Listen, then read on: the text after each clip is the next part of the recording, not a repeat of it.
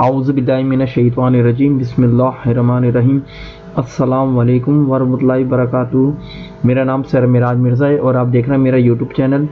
आज मैं आपको फोटोशॉप की एक और नई क्लास देने वाला हूं, जिसमें मैं आपको बताऊंगा कि फोटोशॉप में फ्रेम टूल का इस्तेमाल किस तरीके से किया जाता है। How to use frame tool creates placeholder frames for images in Adobe Photoshop. तो आइए क्लास शुरू करते हैं।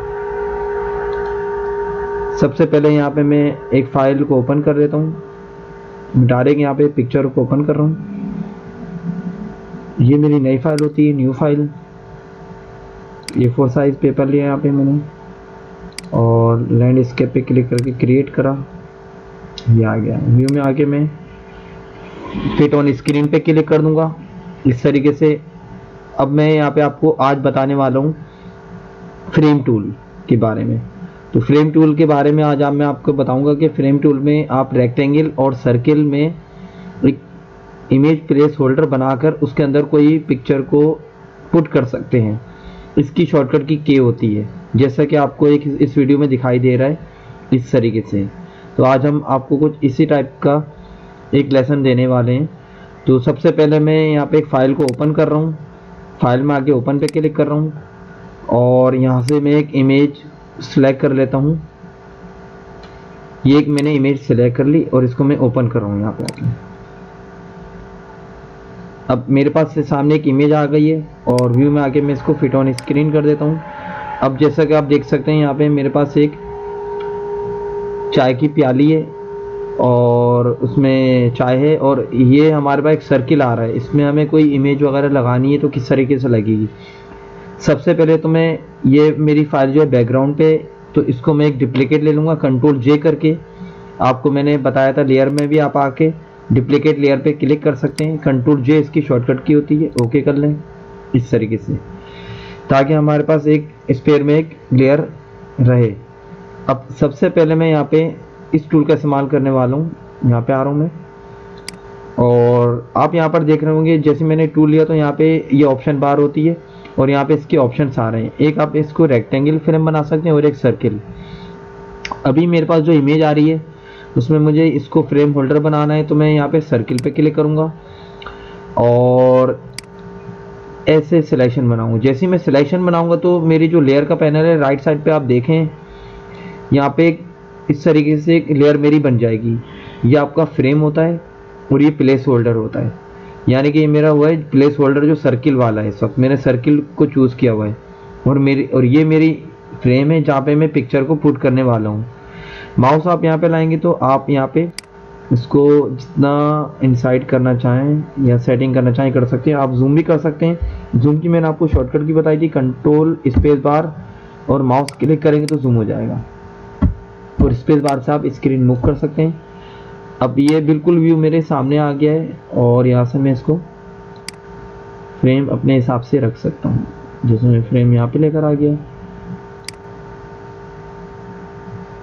जहाँ पे हमारी चाय का एरिया आ रहा है या कावा आप इसको कह लें, यानी कि जो ब्राउन कलर है वहाँ तक इस तरीके से आ गया। सही है। अब मैं वहाँ पे वापस फिट ऑन स्क्रीन करूँ, कंट्रोल 0 इसकी शॉर्टकट की होती है।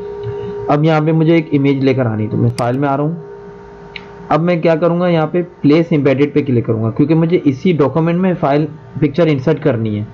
तो फाइल में आपको आना है और प्लेस एम्बेडेड पे क्लिक करना है। अब यहाँ पे मेरे पास ये एक इमेज आ रही है, एक क्लॉक बनी हुई आ रही है। इसको मैं यहाँ पे क्लिक करके प्लेस कर दूंगा तो आप देख सकते हैं कि यहाँ पे ये पिक्चर आ चुकी है इस तरीके से। अब इसको हमें सेट करना है, तो सबसे पहले मैं यहाँ पे जूम कर लेता हूँ दोबारा से और जब आप यहाँ पे क्लिक करेंगे तो आप अपनी इमेज को मूव कर सकते हैं। इस तरीके से इमेज मूव हो रही है और इमेज जो इस वक्त क्लॉक आ रही है वो छोटी है, तो मैं एडिट में आके फ्री ट्रांसफॉर्म करूँगा, कंट्रोल टी और माउस यहाँ पे लाके ऑल्ट और शिफ्ट की प्रेस करके साइज बड़ा कर दूंगा क्लॉक का और उसके बाद एरो का इस्तेमाल करके मैं इसको सेट भी कर सकता हूँ। यहाँ से थोड़ी सी बड़ी करनी है, इस तरीके से आ गई।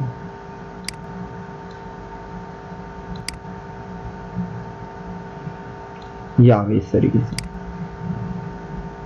या अब इसको यस कर दें। यहाँ पे आप यहाँ पे क्लिक करेंगे, यहाँ पे क्लिक कर लें या इंटर की प्रेस कर लें, एक ही बात होती है। ये देखिए आप देख सकते हैं यहाँ पे इंटर भी लिखा हुआ आ रहा है। और यहाँ पे क्लिक करूँगा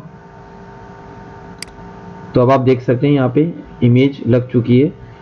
और अगर मैं इसको हाइड करता हूँ तो ये आ रहा है इस तरह, और ये इस तरीके से इमेज आ रही है। अब मैं वापस फिट व्यू में आके फिट ऑन स्क्रीन करूँगा तो इस तरीके से आप यहाँ पे इस पिक्चर्स को लगा सकते हैं। ये आपका फ्रेम होल्डर होता है और ये आपकी क्लॉक होती है। ये आपकी यानी पिक्चर वाला और पार्ट होता है, सही। अब फ्रेम होता है। अब इसमें देखें यहाँ पे मुझे इस लेयर को एक नॉर्मल लेयर में कन्वर्ट करना है। तो उसके लिए आपको क्या करना है, यहाँ पे क्योंकि मेरे पास ये इस वक्त फ्रेम अलग आ रहा है और ये एक अलग आ रहा है, सही है। तो आपको यहाँ पे इस जगह पे राइट क्लिक करना है और यहाँ पे क्लिक करना है कन्वर्ट टू स्मार्ट ऑब्जेक्ट। क्या करना है, कन्वर्ट टू स्मार्ट ऑब्जेक्ट। यहाँ पे आप क्लिक कर लें तो उसमें अब क्या होगा, यहाँ पे जब मैं कन्वर्ट टू स्मार्ट ऑब्जेक्ट करूँगा तो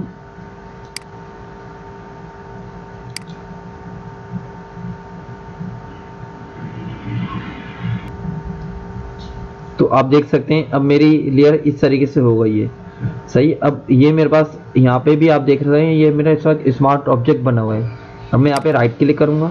इसको और नॉर्मल करने के लिए आपको करना होगा रेस्टराइज लेयर पे, रेस्टराइज लेयर पे क्लिक करना होगा।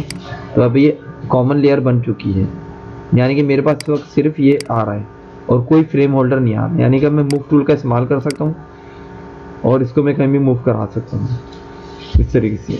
वापस मैं अंडू कर देता हूँ इस तरीके से। अब ये फाइल को मुझे सेव कराना है, तो सेव कराने के लिए आपको क्या करना है, फाइल में आना है और सेव एज पे क्लिक करना है। और ये मैं यहाँ पे सेव कर देता हूँ। तो ये PSD फाइल जो होती है ये आपकी फोटोशॉप की फाइल होती है, उसको मैंने सेव कर दिया यहाँ पे इस तरीके से, ये आ गई, सेव हो गई। और सेम इसी तरीके से यहाँ पे मैं इसको फाइल को सेव कर देता हूँ एज अ पिक्चर। तो पिक्चर के लिए आपको कहाँ पे आना है, एक्सपोर्ट में आना है और एक्सपोर्ट एज पे क्लिक करना है।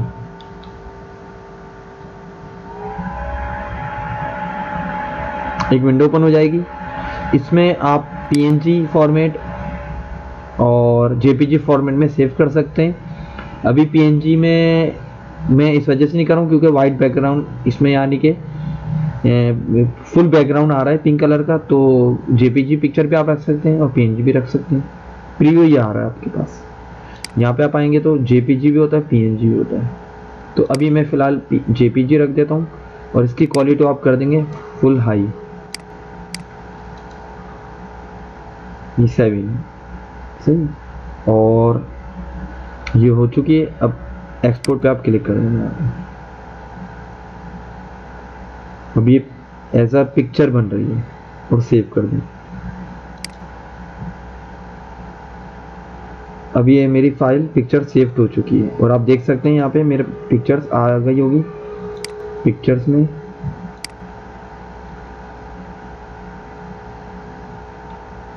ये आ गई। ये मेरी पहले कप वाली पिक्चर थी और इसमें मैंने क्लॉक लगा दी है। और ये आप देख सकते हैं यहाँ पे JPG लिखा हुआ आ रहा है फाइल नेम।